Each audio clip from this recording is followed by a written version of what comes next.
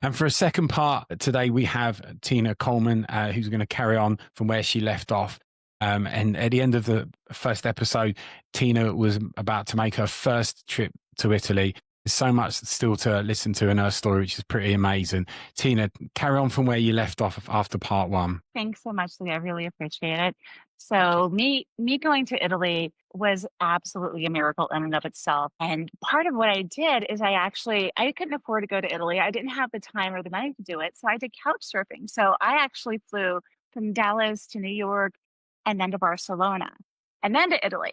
So it was like, these little trips. And it was really great because I'd never been to those places before. And I was drinking at the time. Well, I like when I got to New York, I was partying with some Moroccans, and they're the ones that got me on the plane. When I went to Barcelona, super hungover, and I had an amazing couch surfing host. He showed me around, and I don't know if you've ever been to Barcelona, but the architecture is absolutely Yeah. incredible. It's gaudy and it's absolutely out of this world.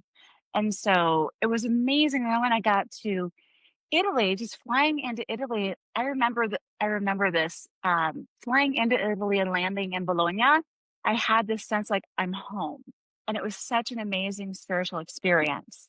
And I did more couch surfing, did not go well in Italy at all.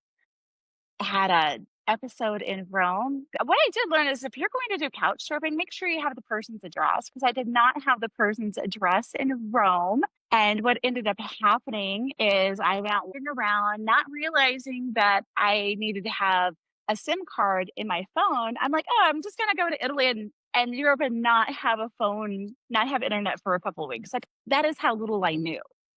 Yeah. Yeah, so I ended up going out and having these amazing experiences wandering around Italy, and then when I couldn't find I could not the trains quit running at a certain time, and I didn't know that about 11 or midnight.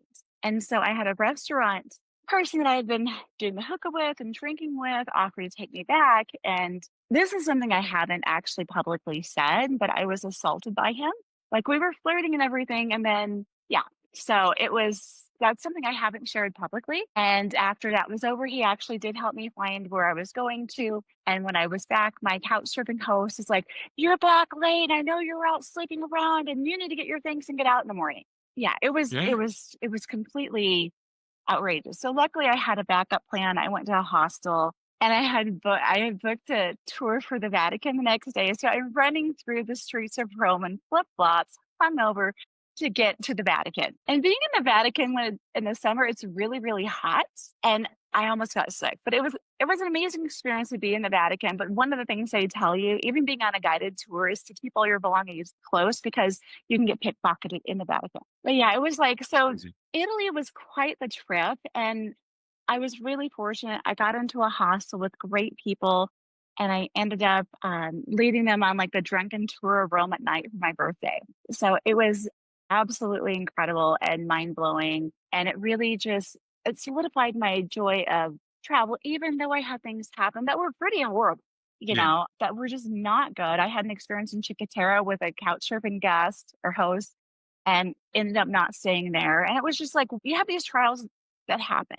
But overall, it just solidified my love of Italy and traveling so much. And it was just absolutely an amazing experience, even with all the ups and downs that happened, because in life we have those and you want to focus on the positive more than the negative. Because I could have been like, oh, I'm never going to Italy again. This has been a horrible experience. Like, I'm never doing this again. And I've been to Italy 3 times now because it was such an amazing experience. And I really thought I wanted to live in Italy, but I found out I did not. So, because I went back and I'm like, oh, it's just too cold.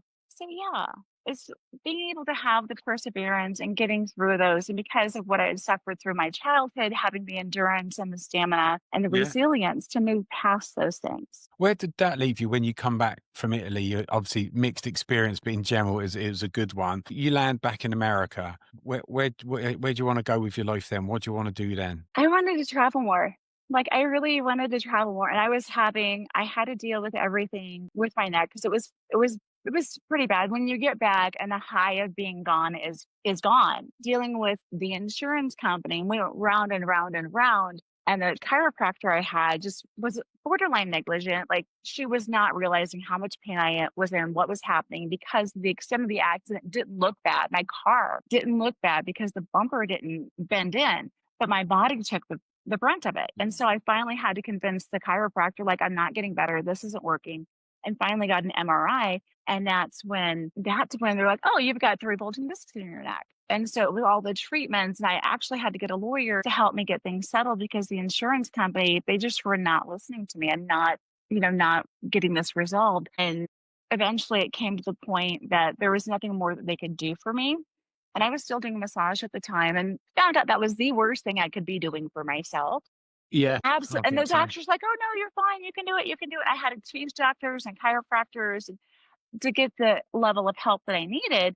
And I Yeah. was a massage therapist, so I knew, but it's like when you're having the experience yourself, it's harder to be objective and to realize like this isn't working. And I'd never had this experience before. So I had injections in my neck, I had dry needling, chiropractic, massage. We went through all the things we could do. Finally, the doctors were like, you need surgery. You need a $300,000 surgery in your neck. $300,000 surgery.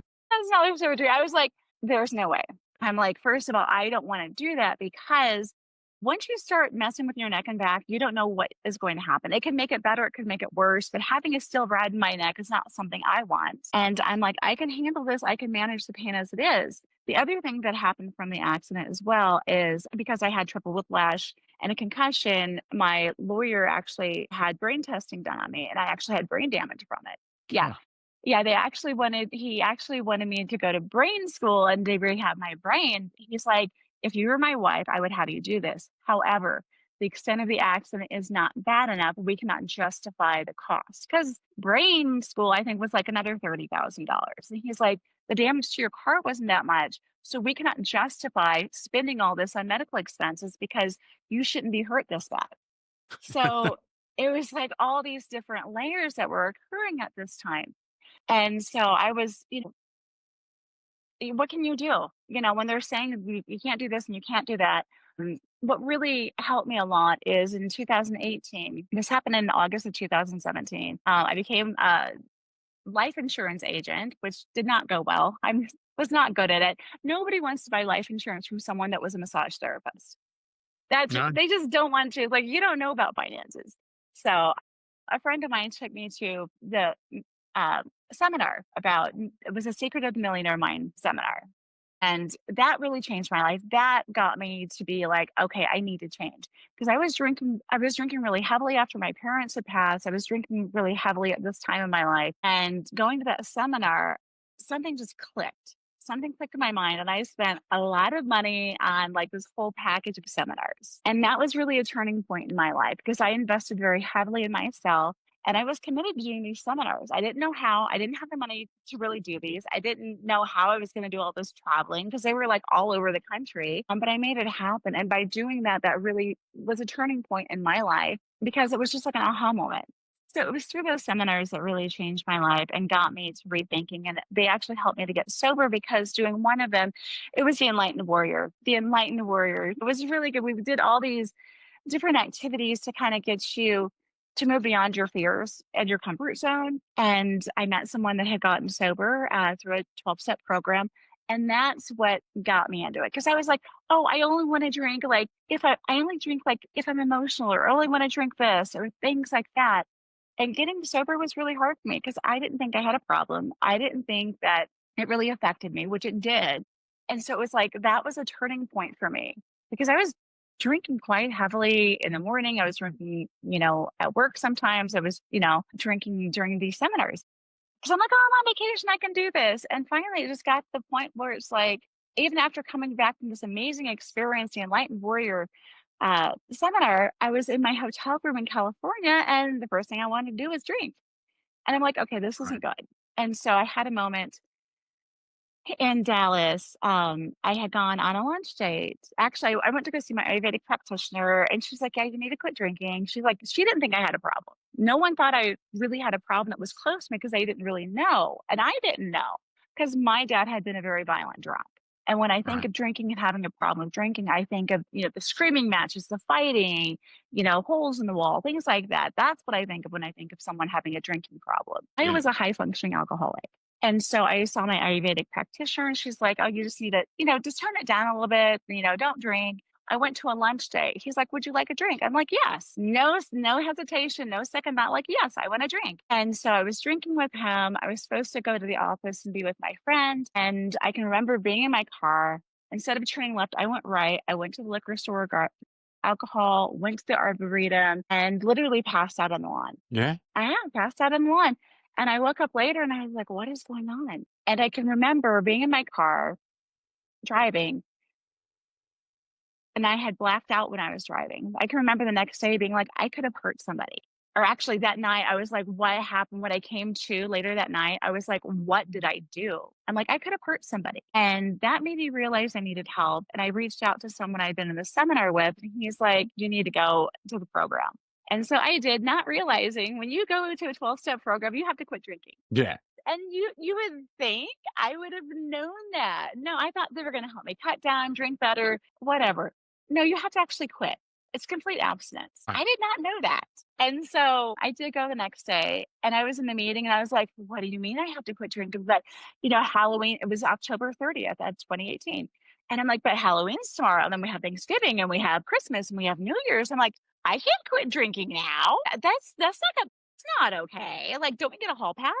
So isn't it like okay just to like have a little? And so that was super challenging for me because that month in November, I had joined this new company. We were having parties and open bars and things like that. And I can remember just being so angry that I couldn't drink, just so angry that everyone else got to drink. And then also being one of the first ones to leave the events. Cause it's like, if you're not drinking, it's not a lot of fun. Like watching everybody else drink and just be like, I just want to drink. And I can remember driving home and being sober and being like, this is really weird. Like, I'm leaving at 10 o'clock. I'm not leaving at 2 a.m. I'm leaving at 10. And it was really just very different. And the first year being sober was so incredibly hard for me. So I went through so many different emotions because dealing with my emotions was something that I wasn't really doing. And so everything came out. And I can remember just sitting in my car and just crying before a meeting and not knowing why. Or being outside of my office and just crying and calling my business partner and being like, I just can't come up. I don't know what's wrong, but I cannot quit crying. And so that first year of sobriety was just so incredibly hard.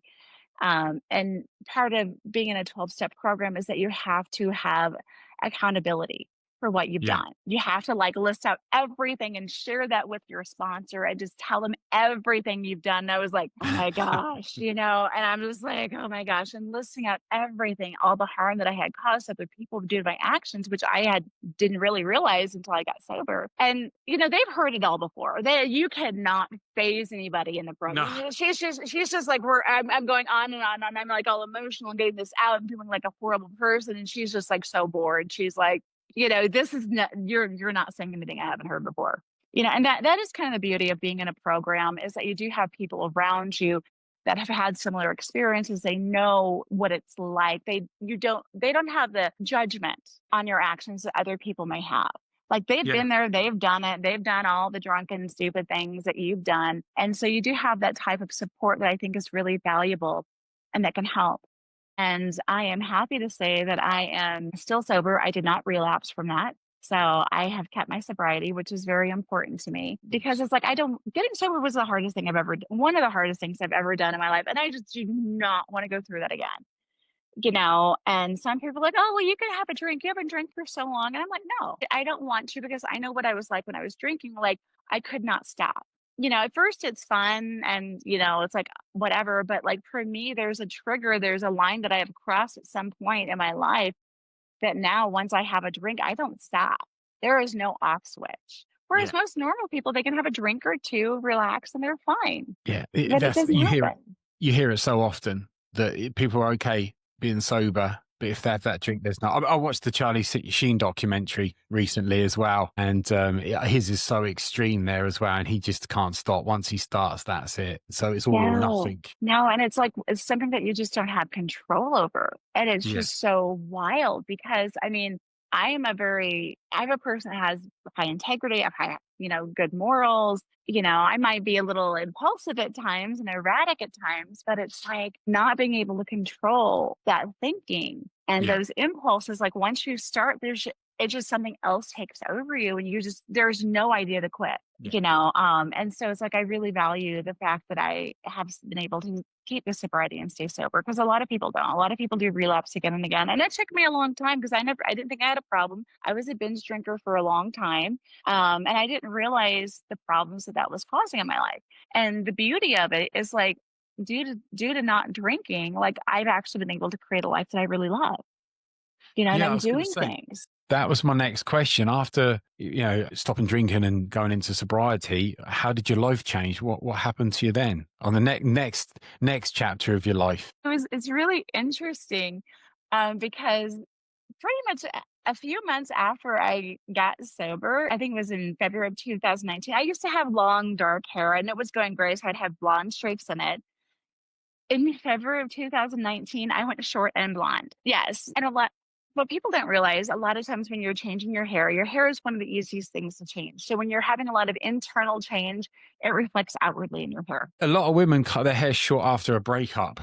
because you're going through changes. Yeah, they cut Yeah. their hair short and then grow it Yeah. back. It's interesting. I always had long hair. I loved having long hair. I tried to go short hair twice in my life and I just cried. I'm like, I just can't do short hair. It's awful.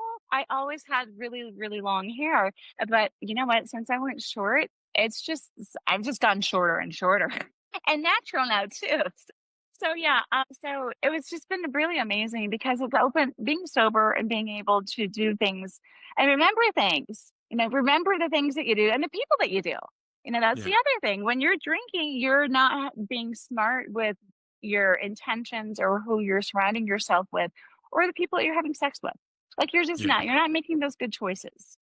So I can definitely say being sober has definitely changed my life. Like I'm not doing those impulsive things anymore, those reckless things anymore with my life or my health.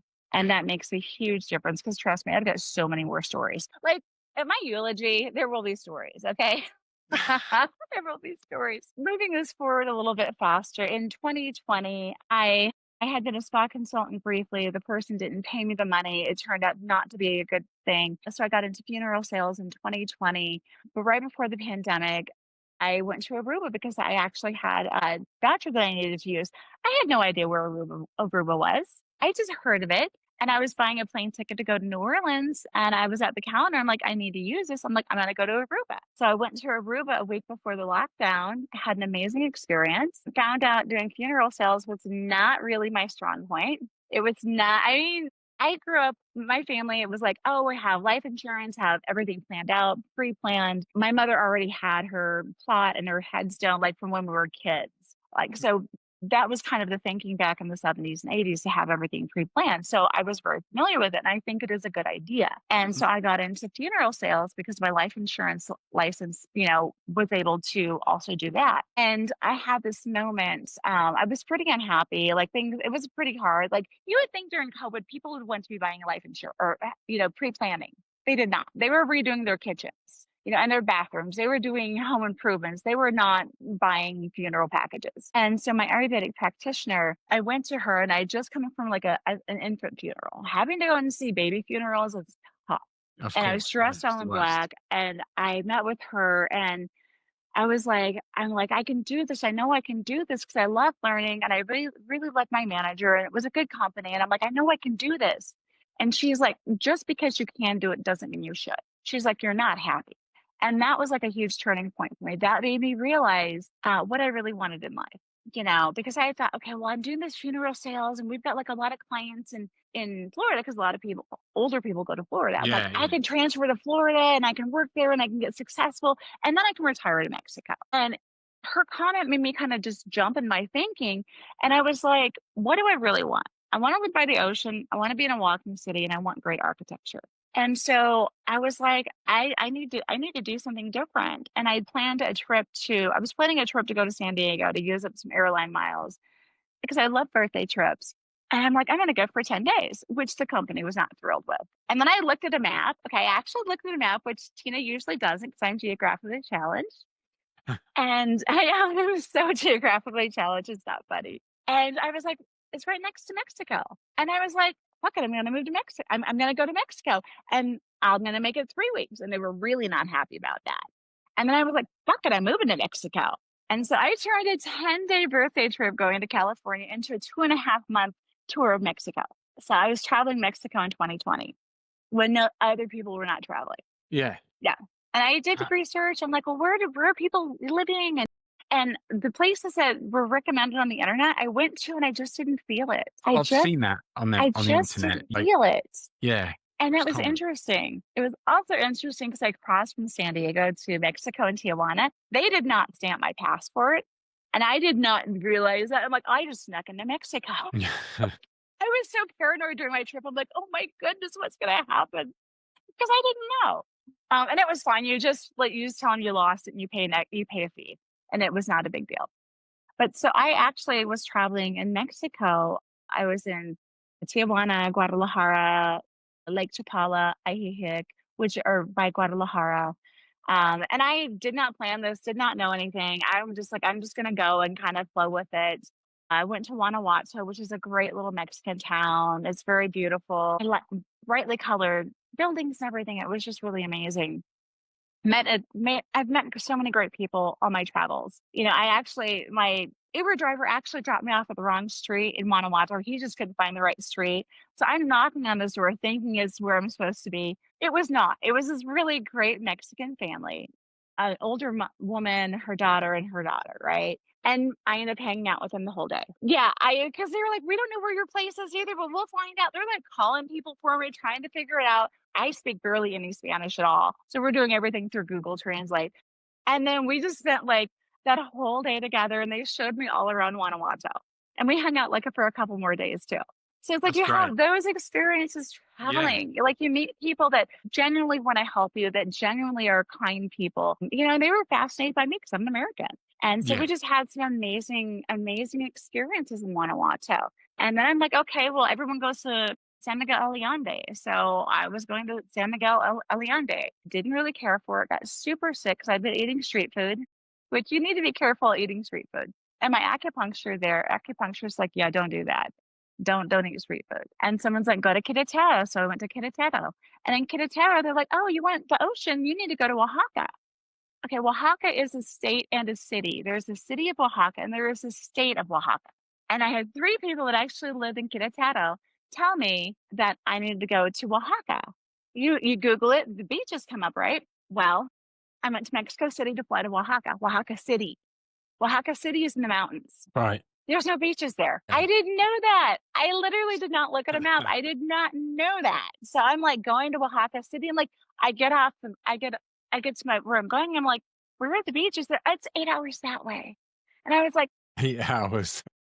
you've got to be kidding. I was so disappointed. You have no idea. And Oaxaca City is an amazing city. It's like very cultural. It has great food, great, architect, great art. Like it's an amazing city. But I was like, it doesn't have ocean. So I'm like, oh my goodness. I met some great people there and I did an overnight bus down to Puerto Escondido, which now you can actually go to Puerto Escondido on the highway. So there's now a highway that goes there, and you can also do a direct flight from Houston, Texas to Puerto Escondido. And Puerto Escondido is just like a great little surfing town where the kids go and surf, and it's grown a lot because of the highway. So Amazing.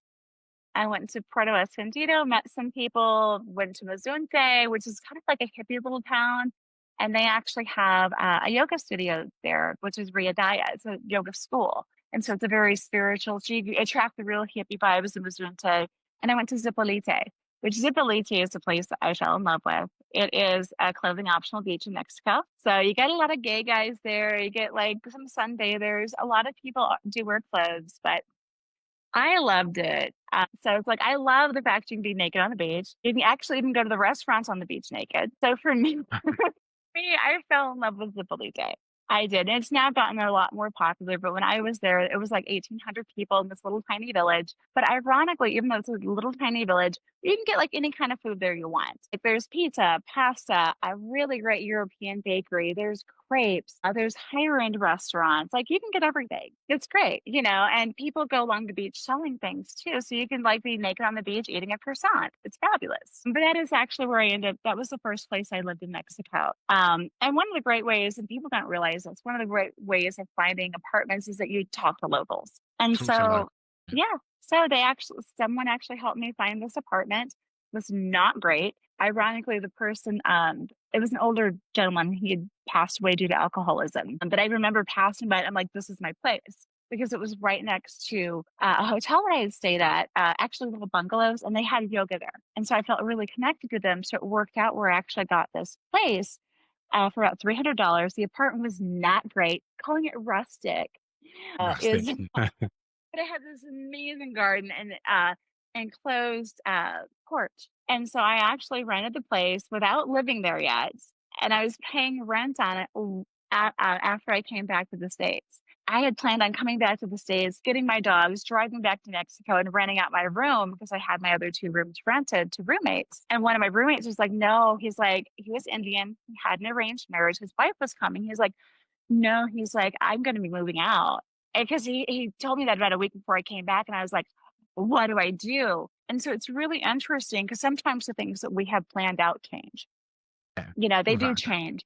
Yeah, And I do believe that there is divine guidance and the universe works with us and helps us and moves us along. But I was like, what do I do? And I was so nervous about even renting my house out because you hear all those stories of people are going to trash your house and this and that. And so I had to go through this whole process in my mind, like, what am I going to do? And I'm like, I guess I'm just going to, clear my house out and rent it out and move to Mexico because I already had an apartment that I was paying on. Excuse me, because I was in Tulum at that time. So I was just kind of like went on a little bit more excursions in Mexico. And when I got back, I told my other roommate he was going to move out, and I was looking at selling things. Nothing was selling because it was like, Thanksgiving time, ordering on Christmas. So I ended up renovating my house. And it was interesting because one renovation leads to another, leads to another, leads to another. yeah, easy days. And, You're not doing you how. know, exactly. And I was like, okay, we need to stop and I need to leave. And so, yeah, I ended up renting out my house originally on Airbnb. And then I switched to nurses, which was great until they got COVID. And then the first people I rented my house from a short term rental trashed my house because the company I was with said that they checked everyone and they did not. And I was in Mexico at the time. I'm getting phone calls saying, hey, your house has been trashed. So I was like, well, what do I do? And it was just really, really hard because it's something I put so much time and money and Yeah, energy yeah, into. And I felt so violated. yeah. And the company was like, I'm like, well, we need to press charges and we need to do this and we need to give them bad reviews. Oh, no, we don't want to do that because you don't want to get bad reviews. So I was like, At least you're worried. they did not do anything to these people. And they were Yeah, smoking inside my house. They ruined furniture. They trashed things. The company also would not replace anything until I paid to replace them. And then they would reimburse me. So I was just like, you've got to be kidding. So it was really, really difficult and challenging. And that was my experience with short term renting. And so I actually switched back to renting long term with nurses. It was a little bit yeah, safer. yeah, So now you have these trials and tribulations and ups and downs in your life, and we yeah. don't always make the right decision every No, time, but we do the best with what we have, and that's what I've had to understand in my life because every time you make a decision, you think you're making the right decision, and I will agonize about some decisions, some big decisions I will make like that. Like I'm going to move to Mexico. Like there's no thought at all behind it. There's no thought whatsoever behind moving to Mexico. None. no. I just came to me and I'm like, I'm moving to Mexico. And it turned out great because I found a lot of healing when I was in Mexico. It's a new scene. It's a Yeah, new. There's not those bad memories there. They're just new ones waiting to be made. exactly. There's so many talented healers in Mexico too. And so Mexico is such an international country and people don't realize that because they are big on tourism, they kind of welcome everybody. And especially during the pandemic, people would go to Mexico, get locked out of their own countries and stay in Mexico and find out how much they loved it. Yeah, Because it really is just an amazing country with amazing people. And in the States, all we hear are horrible things about Mexico. You can't go to Mexico, the cartel and this, and you're going yeah, to get yeah. kidnapped. Same here. Same here about Mexico. Yeah. And so it's interesting because Mexico definitely has a stigma. And I think with the United States, one of the reasons why they tell people not to go is because if you actually went and discovered how great the country was, you might not come back. and they need people in the States to work and be in debt and have jobs and do the 9 to 5 thing. Like they really do. Um, yeah, and, I also have this other theory about Mexico. I'm gonna share this. I think it'll make you giggle because it was considered a third world country for so long, and parts of it are dangerous, just like any other country. We all have those parts that are dangerous, but it's like when you have a country that does not have a lot of resources as far as protecting itself, having a reputation protects you. So Yeah. it's like anywhere in the world, you say Mexico, people are gonna have a strong reaction. They're either like, Mexico is beautiful, or like, "Oh, Mexico, like, it's dangerous." And so Yeah. I think that reputation has really protected them to a certain degree, from, a lot of things. But Yeah. Mexico is an amazing country, and I highly recommend people visiting it and visiting the real Mexico, not just going to resorts, because the people are really wonderful. If you're just going to go to resorts, there's no point going. Right. Playing in the UK, in Europe, from the UK, just go to Spain. If you're going to Exactly. go to a resort, you want to Exactly. go to Mexico City. You're not going to go to somewhere like Sinaloa or Tijuana or whatever, because Ciudad is another dangerous cartel place. But there's a lot of tourist places where they say if you go there, you are safe. Yeah. So go to them places. There's plenty of places you can go to. Common sense, wherever you'd be anywhere in the world. You know. Exactly, exactly. So, it's like I do love Mexico. I lived in Sobriety for 6 months, and it gets really, really hot on the beach, let me tell you. And they do not have air Yeah. conditioning there. I then moved me and my dogs to Huatulco, which was 45 minutes away, another beach town, thinking it was gonna be cooler, and it's really hot. And Huatulco is this great little town. It was made to be a tourist town. It was made the same time as Cancun and like Puerto Vallarta was. It was made to be this really big tourist thing. It never got there. I think it's kind of getting there now. It's gained a lot more popularity. But it's three different Mexican towns, about 18,000 people in total. And it's just this really lovely town where people kind of watch out for each other. It's safe. It has a cute little town square, great beaches, great snorkeling. And there I actually met other foreigners, a lot of Canadians. It gets invaded by Canada every year. Yeah, And I've heard that. Yeah. I had actually used Ayurvedic medicine to lose a lot of weight. And in Hualchico, I actually met people that were going to the gym. And so I started going to the gym. And in total, I lost 90 pounds. I got into really good shape. And That's great. my trainer there was on the Olympic National Board of Mexico. He was That's always going to amazing, happen. amazing. And he was like maybe $10 a session. I know, I know, and he owned the gym. He was amazing. He was this amazing guy, and he didn't speak English, so we did my training sessions with Google and with, showing me, but he was amazing. I got into such great shape. Yeah, it was Yeah, that's wonderful. great. Yeah. Tell us what made you write your book. I was terrified of being 50. I was terrified of turning 50, absolutely terrified of it. And it's so interesting because I was about 46 and the idea came to me and I was just terrified of turning 50. So I wanted to be empowered, inspired by it. And then I really think the idea for the book is divine inspiration because it came to me and it's a way to empower other women to be empowered and inspired by turning 50 instead of terrified because we have those old concepts like, oh, turning 50 is old, you're washed up over the hill, not sexy, at least for women. Men, you can go gray and it's like, oh man, Lee looks distinguished, he looks hot, he's sexy, he's a silver fox, and especially if we have gray hair, you're not considered sexy. And for me, I'm like, fuck all that. I have really embraced having gray hair. I didn't know it was gray because when I was in Civilite, I dyed it bright pink. And Right. when it faded out, I was like, oh, it's gray. So then I went 'Cause purple and dark blue. And yeah, so it's like having fun with it. And I think we need to break those old stereotypes because turning 50 I does not think make you old. not nowadays. I think it's about you look after yourself, how you think, what your mindset is there, your beliefs is. Because nowadays you look at like TV and movie stars there, and they could be like 60s and unbelievably young. Back in the day, so look after yourself, and you can, to a degree, you knew 40s, new. It really is that case. It is. Exactly. So I want to help women to understand that because some are still kind of trapped in the old way of thinking that, oh, 50 is old. And I know people that are, a little younger than me or a little older than me. Oh, this hurts and that hurts. And oh my gosh, I'm 50 and 50 is old. And I'm like, no, it's not. 50 is like the second half of your life. You're just really getting started because You've made all the mistakes. Yeah, or, you'll make Yeah, new ones. and 50s are meant to be the best years of your life because hopefully, you've got a level of like success, hopefully stability financially, whatever, but you've got your knowledge, you understand the world, and you still got, certainly youth. So you end up doing a lot more traveling and seeing things there and making the most of it, things like Hopefully. that. Yeah. So that's, I think a lot of it is how you look at things, how you embrace things there as well. Remember when I worked in sales, I was working with guys that were younger than me, and for my age, I look a lot younger. And so when they knew my age, which I think at the time I was like 40 or whatever, they're like, I can't believe you're 40. And they're the ones that had a problem with my age, whereas I am what I am. I kind of don't care. And they say, oh, what's the low been for? Oh my God, 40. I can't believe you've been for. And I said, look, listen, I've lost friends that were 18 on a motorcycle accident. They would love to have reached 40 or Mhm. whatever now, whatever. So you got to look at it like that. And for me, it's like, well, life's short. Every day is a bonus. Make the most of it as best as you can.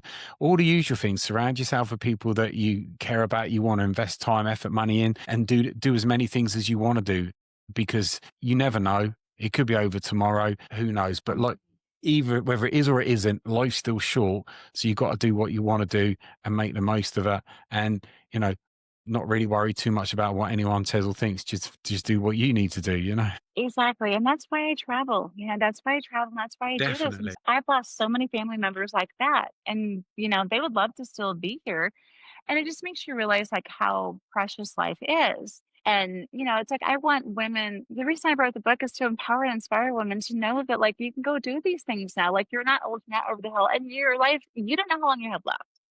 I If think you're at with your 50, you're like, yeah, it's a plus or minus game now, I think you could live to 100, you could live till 60, you don't know. you don't know. And I think with your book, it will really reassure a lot of women or even guys that read it.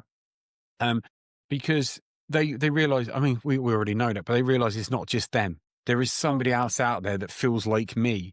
And sometimes all you need is to hear somebody else's story, which they're going to relate to. And again, it's the whole point of the podcast. People want to be able to relate it and then go on and thrive, which I think is certainly the case for your story, because that's Exactly. certainly what you're doing now. And you've got that, you're there to like empower people that will take a lot from your story, your life story, certainly your adversity, and your mindset and your belief system that you've got for the future, and the Mhm. way you look at it there. So I think that's great. Exactly, because it's like with everything that I've been through in my life, like I grew up in a poor family, there was so much abuse, and I was in a cult and I lost 90 pounds, got sober. Like if I can do it, anybody can. Like I am not special or unique by any stretch of the imagination.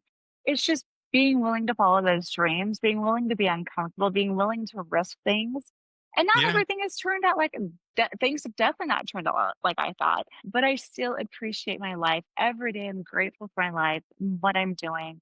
And if I can help more women travel solo, get over those fears of, oh my gosh, what's going to happen? And just live your life and enjoy it for a change, because we're so programmed to work the 9 to 5 and then to retire at 60, 65. And then a lot of people die after that because they don't have those dreams They in don't they, place. they don't have anything. They're like, what's my point of existence? But Exactly. how often do you hear that somebody retires and then the next day, the next month? Exactly.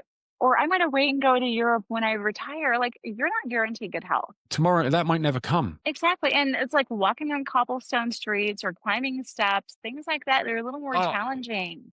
if you've seen that picture of there's a couple, they're in Venice on a gondola and they're asleep, and the old gondola guides it. They've took a picture of this old couple asleep, and it's like you need to do it now. You need to do it Exactly. now. Exactly. I totally agree with that because you just don't know. And the way I travel now is different than the way I traveled when I was 45. And then the way I'm going to travel when I'm 60 or 70 is different than how I travel now, Yeah, you of know? course. But the important thing is whatever you have to, how you ever adapt it, or whether it's a bit like training at the gym. You're going to adapt it as you age, but then it's about you're still doing what you want to do. Exactly. Exactly. And it makes So such a difference because life is short and we tend to think what other we worry about what other people are going to think. or that we're not doing what we're supposed to do. No, no. And we all have our own life path. And something I really believe is that, like, if you have a desire to do something, it was placed on your heart for a reason. Whether you believe in God, the universe, whatever Yeah, your belief system is. Like, if you have that strong desire to do something, it's because you're meant to do it, yeah, yeah. and it's not always easy, but I will say it's worth it. Yeah, yeah, of course. And for me, it's I as often as I can, I want to do as many things as I want to do that means something to me. I've got my own interest there that people are like, why are you interested in now? I don't care. I really couldn't care less. They're my own interests. They're the things that I like. I buy all these books on a particular subject because I want to read about it. Everyone, why are you reading about that? I just like it. The end.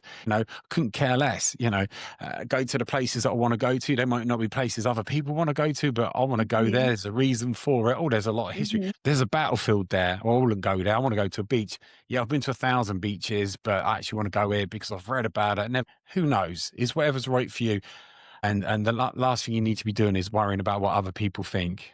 Exactly. And Steve Jobs actually said, like, you cannot connect the dots moving forward. You can only connect the dots looking backwards. And so one of the reasons we actually have different fonts for the computers is because Steve Jobs took a calligraphy course. He's, this real brainiac, but he took a calligraphy course. He couldn't justify it. He had no idea why he was doing it. But that is really what has changed and shaped, like, how we use the computer, and he had no idea that was going to have such a huge impact on it. So Yeah. we don't know how our experiences are stacking up behind us, why we're making those choices, or what it's going to lead to. We have no idea. We No. can plan and have goals and have those targets, as much as we want. We Uh, really don't know. The other thing is, it's about being in the moment. It's about making the most of right here, right now, because when you're focusing on tomorrow, tomorrow never comes. And that tomorrow, Exactly. you might never get there. And if you always are planning about what you're going to do, yeah, have a holiday booked in the diary in a year's time, 6 months' time. I'm going there because you can count it down, and that'll often get you through tough times because you've got Hmm. something to look forward to. There's light at the end of the tunnel, no matter what. But you still got to make the most of the right here, right now, because that's all we've got is the present. Don't have the past, we don't have the futures. You got to make the most of it there. Um, and I think it's easy for people to too busy, especially if things are not great. They're too busy focused on down the line. When I get there, I'm going to be happy. When I get there, that'll be all right. When I do this, it'll all be okay. No, your life's right here, right now. You have to make the most of it. Exactly. You absolutely do. And I 100% agree with that. That's kind of how I live my life. It's Yeah. like, I'm not going to And wait to try and do something. I want to do it now. when you look at your life now, it's more fulfilled and happier than it's ever been in your entire Yes. life, from what you Yeah. said. Yes. It is. It is. I definitely have some ups and downs even now, to be honest. But I think the thing is that I think when you've been through trauma, like Yeah. I have, like you have, you'll never, no matter what you do, you will never have a perfect day, a perfect week or month. You will only ever have ups and downs, but it's about how you overcome it and get through it. Like, yeah, I wake up in the morning, my first client's 5 a.m. and I'm there going, I feel on empty. How am I going to, how to manage it? So it's never ever going to be a straight. We're not that lucky. You're still going to have to battle. You're still going to have to work on it. But the important thing is you know how to do it far better and far more consistently than what you did before. Technology is like one of my biggest struggles these days. Kidding. I had I no think I'm, idea. So it's much better than other things that I've been through. That is for sure. But yeah, technology is a thing that I struggle with now, and with PR and putting myself out there and marketing the book. That's like my struggle these days, which I think is a pretty good struggle to have. Because the more I think I it's a good do one. put myself out there and take the risks and be uncomfortable with being visible, because when you've been through trauma, it's really hard sometimes to put yourself out there and be visible, because of everything Yeah, that definitely is. I've been through in Yeah, my life. It's like having the ridicule, the judgment, the bullying, and you have to break through that and just be like, no, what I have to say is important, and I want to share this with people because I can yeah, help change someone else's life. It's not about the spotlight being on me. And he's like, oh, look at me, look at me, look at me. Like, no, no, no, no. That's not why I do it. I do it because I truly, truly want to help women change their lives. yeah. That is really the core essence for me as to why. Otherwise, I would not be on TikTok. I would not be doing podcasts. I would No, not be on social media. Like, I would just be living a very quiet life. Like, I would not yeah, be on any of those things. But for some reason, like, I feel like I've been chosen to have this message and to have this book be put on my heart to share with other people. And, that's what I have to do, even though it makes me really uncomfortable and it's hard some days. It's just keep going. And eventually enough things will stack up to where it's going to be a nice win. And hopefully I'll help a lot of women. Like I really, really, really want to help a lot of women. Absolutely. And my goal eventually is to have like international co-living spaces for women so they feel safe traveling. And that we That's great. also inspire each other and lift each other up and lean back into the divine feminine and just, be able to create these really amazing spaces for people. So the book is really just a starting point for me. And sometimes realizing that is a little scary. It certainly sounds like it's the starting point for you. It really does there. And I mean, the conversation with you has been brilliant. It's so good. We did it over 2 parts. Yeah. And obviously all your links will be included there for people. But I think people, especially women, listening to the conversation on the podcast will get a lot from it. And obviously when they read the book, they're going to get a lot from it. So I think it's going to make a really big difference to a lot of women out there. I think it's been brilliant. You coming on the podcast. I've enjoyed the conversation. It's been fantastic. Thank you so much for coming on there, Tina. I really appreciate it, Lee, so much. Thank you so much for your time. Absolute pleasure.